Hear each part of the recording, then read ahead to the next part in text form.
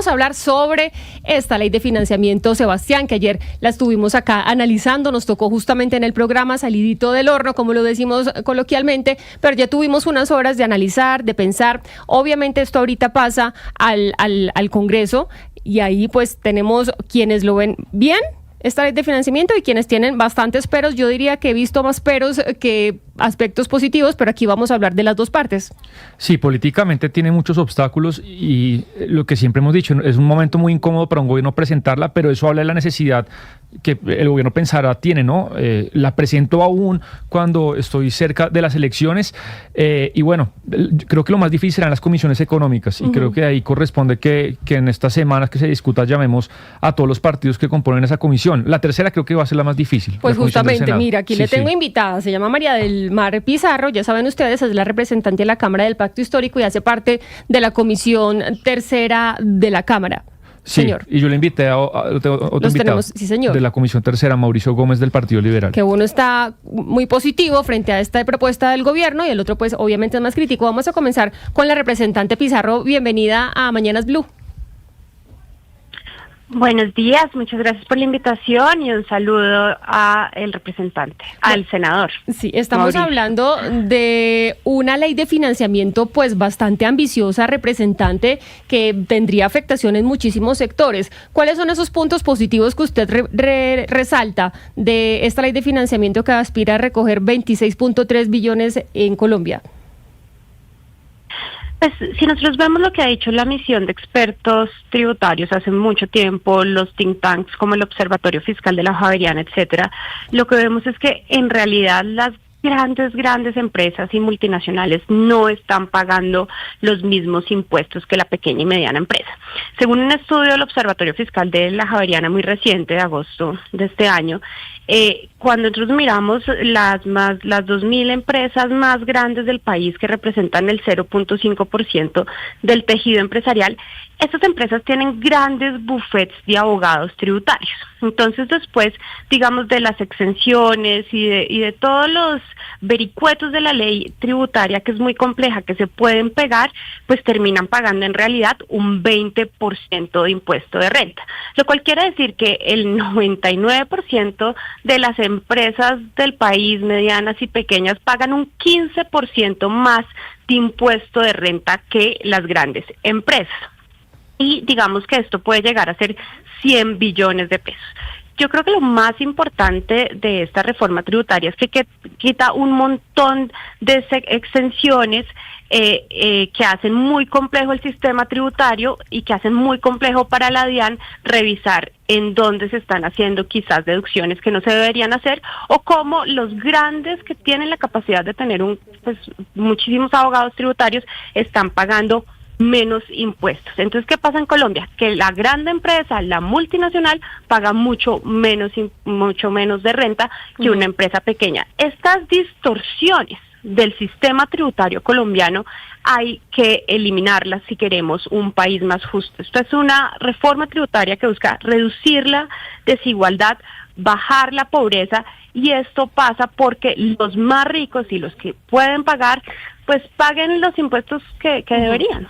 Ok, entonces le entiendo, para usted es buena porque elimina esas exenciones de impuestos que beneficiarían o benefician en ese momento a algunos sectores, y eso va a reducir, le entiendo yo, estas desigualdades, haciendo un sistema tributario más progresivo. Ahora le pregunto a Mauricio Gómez Amín, él es senador por el Partido Liberal y hace parte de la Comisión Tercera del Senado. Gracias, senador, por estar con nosotros. ¿Cuáles son esos puntos positivos? Si usted le ve algún punto positivo a esta ley de financiamiento propuesta por el gobierno nacional. Mire, voy a comenzar saludando a la mesa de trabajo y a la representante María del Mar Pizarro. Y voy a comenzar, si me lo permiten, leyendo un trino de Gustavo Petro. En su momento dijo en la primera tributaria: si somos gobierno, nuestra reforma tributaria le subirá impuestos solo a 4.000 personas que son los más ricos del país.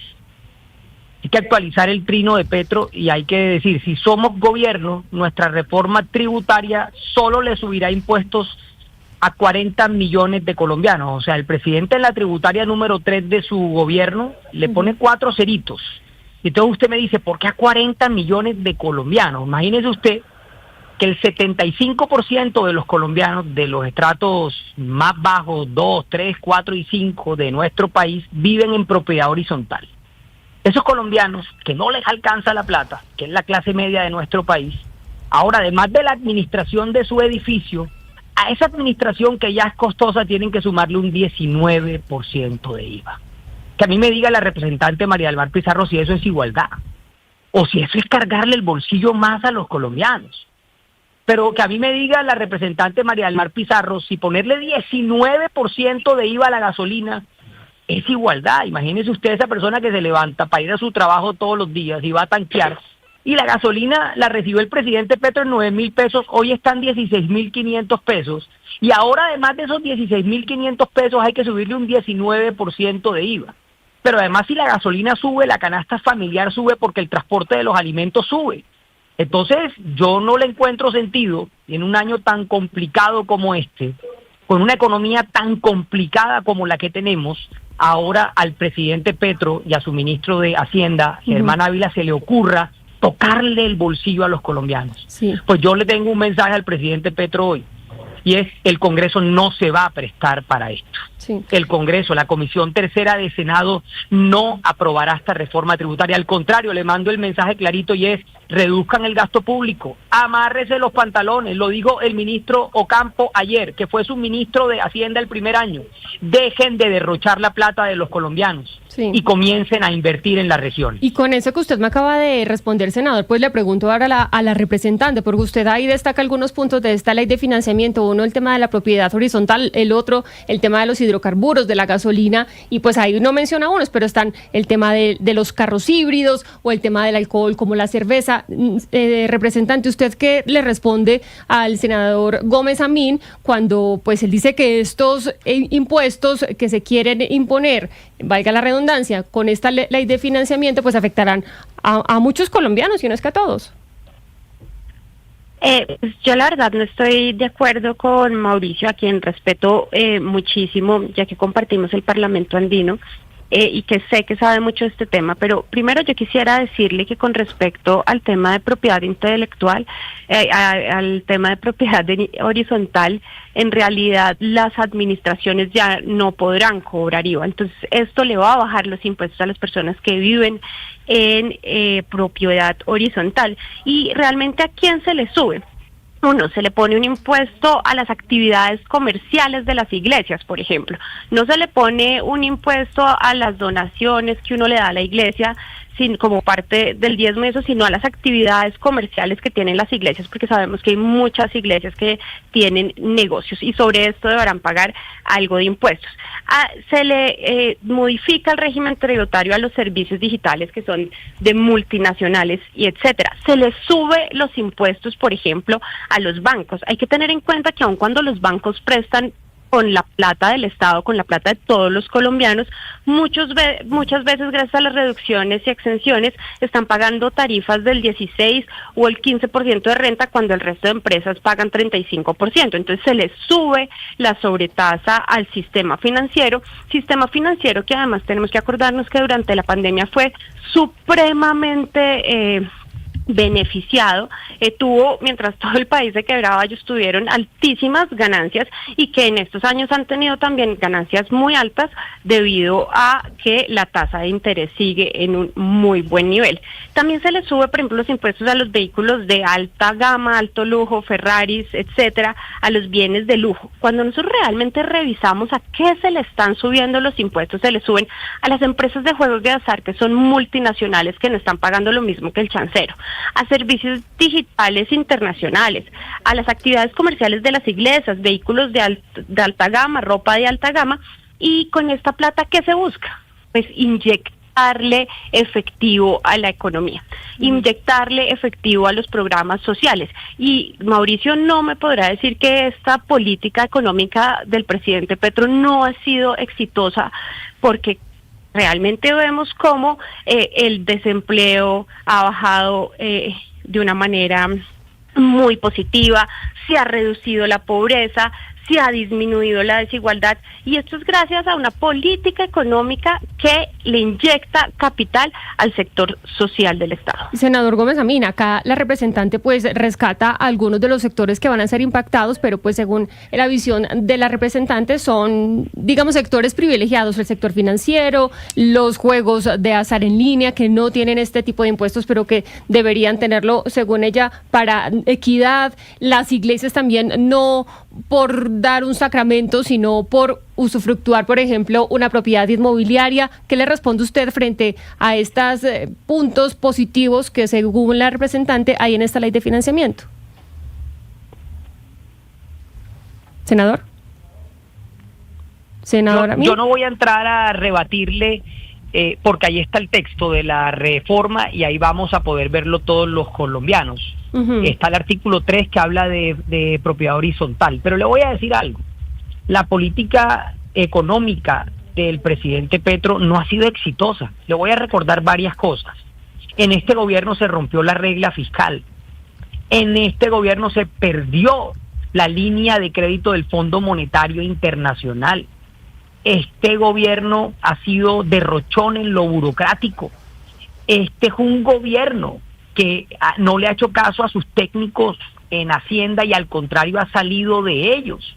Entonces, yo sí quiero decir que lo más grave de todo lo que estoy diciendo es que cuando una política económica es eficiente y es exitosa, es cuando se invierte en la gente. Y este ha sido el peor gobierno de ejecución cuando se habla de ejecución en los últimos 50 años. Yo quiero preguntarle, ¿cuál es la última obra hechura de Petro de infraestructura en la región Caribe? Una región que votó por él. Que a mí me diga María del Mar, ¿cuál ha sido la obra de estos últimos 3 años que el presidente Petro ha inaugurado en Barranquilla, en Cartagena, en Santa Marta, en Sincelejo, en Montería? Al contrario, lo que ha querido es gravar más a la gente con valorización, lo que ha querido es golpear más a la región Caribe, por ejemplo, quitándonos los Juegos Panamericanos. Al contrario de ver obras, al contrario de ver resultados, al contrario de ver mejoramiento de la calidad de vida de las personas, lo que hemos visto es un retroceso en la política pública de vivienda. El programa Mi Casa Ya se acabó. ¿Y por qué se acabó? Porque le quitaron los fondos. Una persona hoy, estrato 2, 3 y 4, que quiere comprar vivienda en Colombia no puede hacerlo porque no hay plata. Pero vámonos al ICETEX. Un estudiante estrato 1, 2 y 3 que quiere estudiar no puede hacerlo porque no hay plata. Y no hay plata porque la tienen guardada en las fiducias. Y la tienen guardada en las fiducias para hacer política, para sus listas a Cámara, a Senado del Pacto Histórico y para las presidenciales.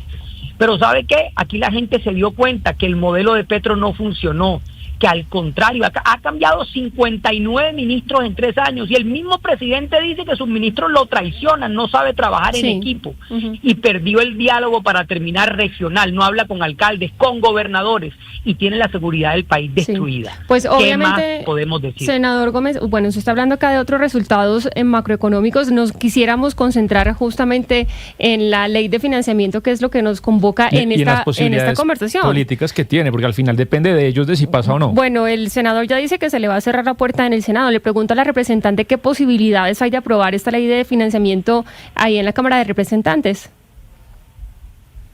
Pues yo creo que el tema está bien reñido, sí, definitivamente uno ve en Cámara un mejor ambiente que lo ve en Senado, pero aún no ha empezado la discusión, entonces yo creo que todavía tenemos la puerta abierta para que podamos, digamos, hacer algunos cambios. Este es un proyecto de ley que lo que busca es discutirse con la academia, con los científicos, sociales, económicos, con los medios de comunicación y con los otros congresistas para llegar a acuerdos. Pero yo sí quisiera responderle al senador Mauricio, al que le tengo muchísimo respeto, con respecto a la visión digamos, que tiene el presidente macroeconómica, porque yo lo que creo es que nosotros no podemos medir el comportamiento de un Estado desde si se rompe la regla fiscal o si la banca multilateral neoliberal no está de acuerdo con la propuesta económica del presidente.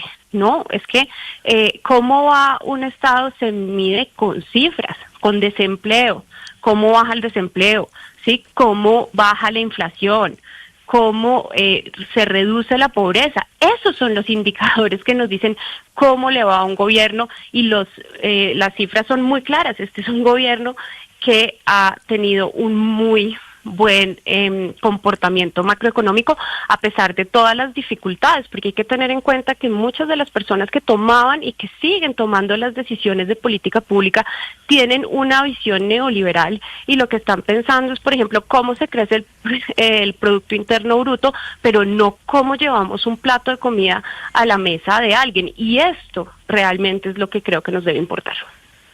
Pero déjeme le digo una última cosa, déjeme yo le pregunto una cosita. ¿La factura de gas de los ciudadanos de a pie de Colombia ha aumentado o ha disminuido estos últimos 3 años, María del Mar? Contésteme eso.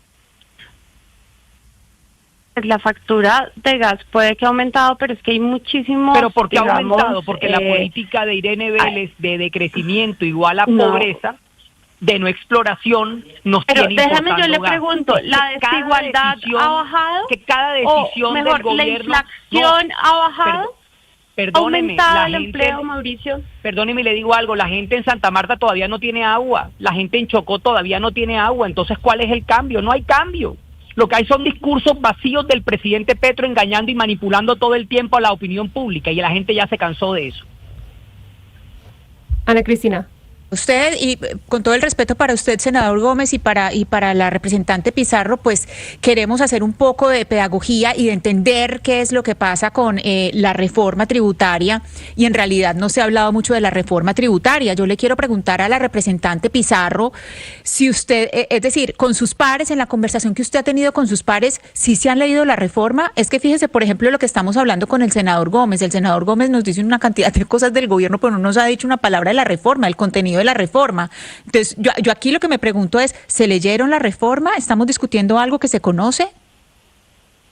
Pues yo creo que yo ya hemos le hablado dije, de la reforma. Claro, Nosotros, claro por que ejemplo, hemos estuvimos hablado. hablando de los impuestos a la propiedad horizontal, donde el senador y yo tenemos una visión distinta.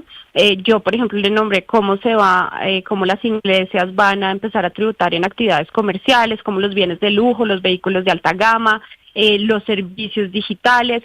Un tema que no hemos hablado, que me parece supremamente importante, es el tema de los impuestos saludables, ¿sí? Que ya no es solo el tema de azúcares, sino que también se le va a poner IVA al alcohol dependiendo de los grados de alcohol que tenga. También se le va a poner impuestos a los juegos de azar, que también para mí es un impuesto saludable, ya que las apuestas han crecido un 20% en el último año. Lo del alcohol no es dependiendo de los grados de alcohol que tenga, eso funciona para los aranceles, para la importación de alcohol. Esto es sencillamente un IVA del 19%, sea whisky, sea tequila, sea ginebra o lo que sea. Sí, tiene razón con respecto, sí. O sea, se le pone IVA, pero sí va a haber también unos impuestos con respecto al grado de alcohol. No, pues eso ya está. Cuando usted importa el licor, sí, por cada grado de alcohol usted paga un extra más, pero en esta reforma tributaria es 19 plano para todo tipo de licores. Representante, ¿en qué puntos están ustedes dispuestos a ceder? Porque, por ejemplo, hay uno que ha causado muchísima preocupación porque ustedes han defendido el medio ambiente y los incentivos a cuidar el medio ambiente, y es el impuesto el IVA a los carros híbridos, que pasa de un 5% a un 19%, y pues es un aumento muy grande que va a eliminar precisamente esas ganas que tiene la gente de comprar un carro híbrido que le ayuda de una u otra forma al medio ambiente. Pues también, digamos, hay descuentos. Sí, representante Pizarro. Sigue María del Mar. ¿Aló? Sí, La representante. escuchamos, representante. Conteste, por favor. La escuchamos. Gracias. Sí, con respecto al tema de los híbridos, este es un punto que desde la anterior reforma tributaria el gobierno ha introducido, porque lo que quiere el gobierno es incentivar no tanto la venta de carros híbridos, sino la venta de carros eléctricos, porque digamos que los carros híbridos siguen consumiendo combustible. Este es un punto, por ejemplo, en el que yo decir que yo no estoy del todo de acuerdo y que creo que debe modularse, porque los carros eléctricos muchas veces son más costosos que los carros híbridos.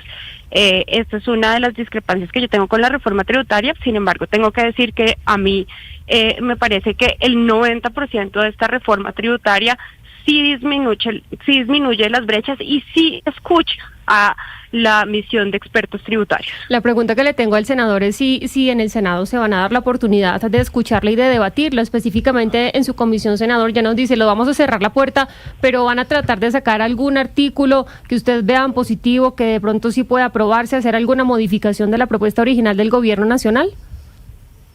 Mire, yo le voy a decir una cosa, estamos dispuestos a cualquier cosa, al diálogo, a sentarnos, pero no se pueden aprobar más impuestos para los colombianos si el gobierno sigue derrochando y sigue aumentando el gasto público.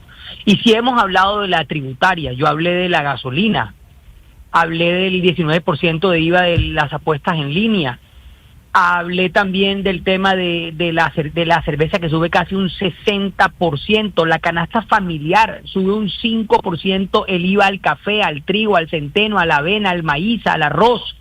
Estamos hablando de la reforma, la recibimos ayer, la estamos estudiando, pero aquí el fondo del asunto es ¿para qué más impuestos si el gobierno no ejecuta?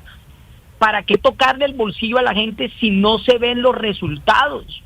Entonces, yo le voy a decir algo, este no es momento de seguir cargándole el bolsillo a los empresarios, a las personas naturales. Imagínese usted que ganen más de 84 millones de pesos al año, entonces se les aumenta la renta al 41%, por favor. Es que no estamos hablando de gente rica, gente que se gana 8 millones de pesos al mes, y con eso pagan agua, gas, luz, colegios, universidades.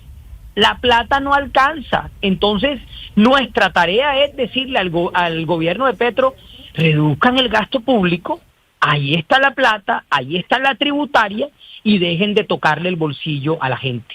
Además, ¿para qué tocarle el bolsillo si el gobierno no ejecuta?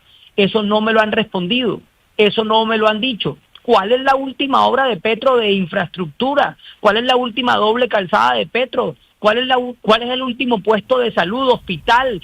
¿Dónde están las 110 universidades que se comprometió a construir y no las ha construido? Entonces yo sí creo que la gente paga con gusto los impuestos cuando los resultados se ven. Pero si no hay resultados, la gente se cansa de pagar impuestos y que se le suban, ya no es la tributaria 1 ni la 2, es la número 3. Entonces yo vuelvo y digo, sí al diálogo, pero también el gobierno tiene que repensar un poco el tema del gasto público y tiene que repensar un poco y hacer conciencia de que a la gente ya no se le puede tocar más el bolsillo. Pues me quedo con esa última respuesta, senador. Muchísimas gracias por atendernos. Mauricio Gómez Amín, que hace parte de la Comisión Tercera del Senado. Feliz día para usted. Gracias a todos y por la invitación. Y tengo una última pregunta para usted, representante, porque pues el senador hace referencia al gasto del gobierno. Muchísimos expertos, entre ellos el exministro Campo, han dicho, mire, es que no se puede aprobar una reforma de estas o una ley de financiamiento, llámele X, si el gobierno no se aprieta el cinturón. Y realmente pues no lo está haciendo. Estamos hablando de un déficit. Recuérdeme, Sebastián, el déficit estamos en 6% y la proyección es... No, pues lo que proyecta el gobierno, lo que prometió es 7.1 al Esa es la finalizar proyección. este año, pero no, lo que dice el gobierno, Okay. Pero como está ahorita, si el comportamiento sigue igual de acá a fin de año, terminaría en 7.7, es lo que dice la CARF. Que es un porcentaje pues bastante alto. Entonces le pregunto a la representante, ¿por qué aprobar una ley de financiamiento cuando el gobierno pues sigue gastando sin medirse, sin apretarse un poco el cinturón, y cuando también los niveles de ejecución del gobierno pues no son los más altos de la historia? Lo primero que yo debo decir es que este gobierno se ha hecho inversión en infraestructura. Por ejemplo, ha dejado ya las vigencias futuras listas para todo el tema del tren de Boyacá a la costa. Y yo creo que esta, digamos, apuesta por el tema férreo es muy importante, y ya era hora que alguien lo hiciera por el medio ambiente, pero también por la movilidad de Colombia. También hemos visto cómo se están haciendo un montón de vías en el suroccidente del país, por ejemplo, con la salida de Nariño al mar, que es una deuda histórica del país. El senador Amín, por ejemplo, hablaba del tema de la educación del ICETEX. Bueno, este es un gobierno que ha abierto la mayor cantidad de cupos en la educación pública, está construyendo una universidad en el Tarra y está llevando, digamos, infraestructura a donde en realidad nunca llegaba.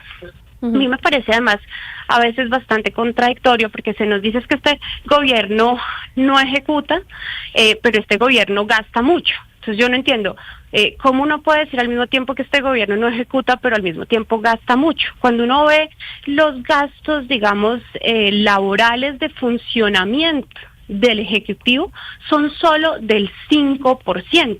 Lo que la gente tiene que entender es que con la subida del salario mínimo, con la subida del IPC, pues los salarios de la rama judicial, la policía, etcétera, pues realmente tienen un incremento y un impacto muy fuerte, además de las vigencias futuras.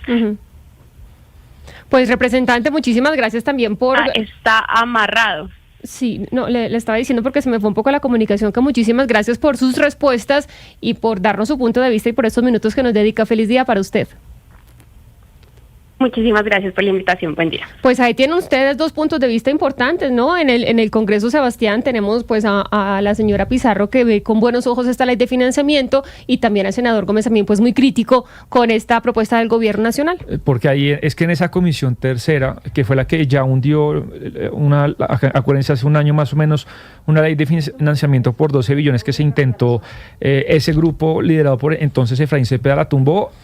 Esto ya ha trascendido en otros medios y a mí también me lo confirman, que se formó un grupo ahí de senadores que no van a aprobar ninguna reforma tributaria de senadores al gobierno. Sí, de senadores, que también me parece muy complicado. Están, pues, como este paquete que el gobierno le envolvió a la reforma, que es esto solamente para los ricos. Digamos, uno ve la mayoría de rubros, y Jennifer, y es transversal, le toca a muchas personas, a diferentes sectores económicos. Esto no es cierto que es una reforma para el 1.0. Lo honesto sería, creo, por parte del gobierno, es decir, nosotros queremos un Estado grande, nos gusta el gasto público muy grande, entonces todos tenemos que pagar impuestos, que eso es lo que se hace en Europa. Todos pagamos impuestos para pagar un Estado elefantiásico, pero acá no puede ser, Oscar, y ya termino. Oiga, tengamos un Estado elefantiásico, pero lo pagan solamente el 1%. Eso es fantasía, esos números no dan, y eso no es cierto. Un Estado gigante, un Estado monstruoso, se financia con impuestos de todos los ciudadanos. Mire, Sebastián y amigos de la mesa, Jennifer y compañeros, mire, yo insisto con lo que planteé ayer. No hay la menor posibilidad de que este Congreso le apruebe al gobierno de Gustavo Petro esta reforma tributaria, que seguimos hablando de ley de financiamiento. Eso es mentira. Es una reforma tributaria, es la tercera reforma tributaria de Petro. No sigamos hablando de ley de financiamiento, que no existe, es una reforma tributaria, por una parte. Y por otra parte, las cuentas están claras. Usted no puede pensar que va a sacar una reforma tributaria de 26 billones de pesos, más que esa plata todavía, mucho más que esos 26 billones de pesos, y que no le va a tocar los bolsillos a los colombianos de la clase media. Eso es un sofisma, eso es una mentira grandísima. No hay ninguna posibilidad. Y lo otro, se le ha dicho al gobierno de Gustavo Petro en todos los tonos, desde la primera reforma tributaria de Ocampo, que se la aprobó este Congreso, al que Petro no quiere, y este Congreso le aprobó esa primera reforma, y se le ha dicho de muchas maneras: bájenle al gasto público, hagan el esfuerzo de reducir el gasto público. Y esta va a ser la tercera reforma tributaria de Petro, en la que tampoco toma la decisión el gobierno de reducir el gasto público. Todo es para cargarle a los más ricos, según él, los más ricos, los empresarios, los industriales, los no sé qué, según él todos son ricos, y resulta que no hace el mínimo esfuerzo para reducir el gasto público, que está disparado. No es cierto, como dice la representante Pizarro, que es que el gobierno no tiene, está desbordado en el gasto público, y no ha hecho inversión en las regiones, no solamente en la región Caribe, por la que yo siempre hablo, sino en todas las regiones del Caribe, del país. Y es cierto, no hay obras de infraestructura en la región Caribe. No hay una sola obra de infraestructura que valga la pena en la región Caribe, por ejemplo. Sí, entonces, ¿qué ha hecho el gobierno de Petro? La plata, Hugo Mario, ¿qué ha hecho el gobierno de Petro? No solamente la plata que la aprueba el Congreso, sino estas reformas que pretende que en época electoral el gobierno y el Congreso la apruebe. Obviamente que la presenta con la intención de que no se la aprueben, para después tener un caballito de batalla, el de siempre, y decir que es que los congresistas y el Congreso están contra el gobierno. No, pero además, Oscar, es un poco cínico intentar tapar un hueco fiscal con carga al bolsillo de la clase media colombiana. Y es que digo cínico porque el gobierno insiste, sus funcionarios esta mañana, en que lo que se va es a aumentar la tributación para los más ricos, cuando realmente estamos hablando de administración de propiedad horizontal, cuando estamos hablando de más impuestos para productores de alimentos, el tema del combustible, el tema de los deducibles que se acabarían para muchas familias que, digamos, tenían un alivio tributario, el tema de los CDTs, o sea, muchas personas afectadas, y no son realmente ni empresarios, ni los ricos, ni la oligarquía, como dice el gobierno, realmente son los ciudadanos del común, la clase trabajadora, la clase obrera, la afectada, y extraña cuando es un gobierno que realmente en el 2021, digamos que se catapultó y llegó al poder gracias a un estallido social producto de una reforma tributaria contra la cual protestó. El petrismo sacó a la gente a las calles en el 2021, bloqueó ciudades como Cali, dejó los supermercados, las estanterías sin alimentos, las estaciones de gasolina sin combustible durante más de un mes. Un estallido social sin precedentes, producto de una reforma tributaria durante el gobierno Duque, y esta es ahora la tercera y la más costosa de las reformas tributarias del gobierno Petro. Así que es un poco de incoherente lo que intenta hacer el gobierno a través de este proyecto. Mire, lo que estábamos tratando de hacer nosotros en este ejercicio con estos dos congresistas, con la representante Pizarro y el senador Gómez Amín, era un ejercicio pedagógico precisamente para tratar de explicar una reforma que realmente el que la debería explicar es el ministro Dávila, porque cuando se presentan reformas, leyes de financiamiento o reformas tributarias, lo uno o lo otro, pues el ministro de Hacienda es el que debe salir a explicar. Infortunadamente, no solamente el señor Dávila no sale a los medios, sino que también se pone a publicar lo que no es cierto. Dice, esto es lo que no es cierto. Pues entonces, ¿por qué no acepta las invitaciones y nos cuenta qué es lo que es cierto y lo que no es cierto?